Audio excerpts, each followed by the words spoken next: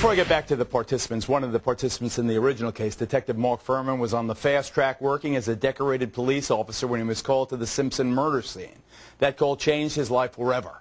Mark returned to the crime scene for the first time in 14 years with Brother Craig.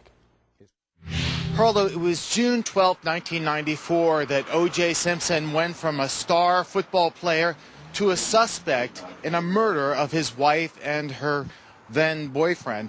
Mark Fuhrman investigated the murder. Mark, tell me about what happened that night. We go in and we see a female that appeared to have blonde hair, but it was blood-soaked, and she was slumped over, face in kind of a northeasterly direction, kind of crumpled over the steps, and then a male was face up on the north side of the sidewalk, on the landing, the porch landing where the front door was open, where Nicole Brown Simpson was, there was footprints that were in blood.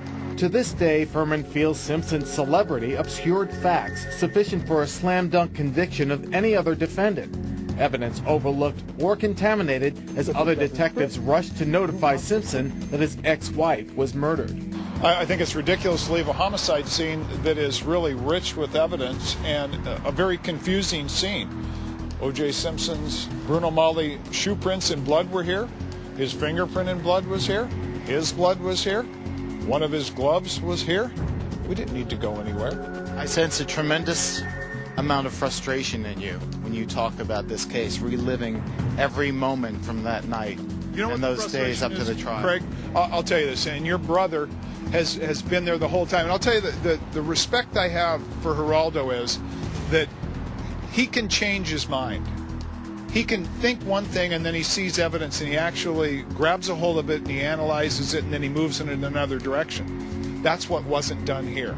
Exploiting the racial tension in Los Angeles that existed in the aftermath of the acquittal of the white cops involved in the Rodney King police beating, Simpson's dream team had an easy time convincing the almost all-black jury that Fuhrman was a racist rogue cop who planted the evidence against Simpson. You didn't plant that evidence? No, I didn't plant that evidence. And that's why I took 2 polygraphs. So does he feel that justice has finally been served? There's no vindication. There's no making up for what's already been done. You know, I lost 14 years of my life. I hope this is the last time we ever talk about O.J. Simpson. He really seems, Craig, weirdly or maybe understandably heartbroken still. Geraldo, you know, this case has eaten away at him since the day of the murder.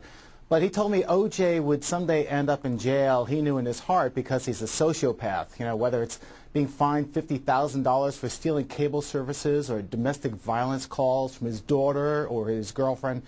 He calls O.J. a thug who got away with murder, but instead of trying to make something of his life, he ends up in this armed robbery in a cheap motel in Las Vegas with, for stuff that really didn't belong to him. Yeah, it's ridiculous. Craig, thanks. Ladies, stand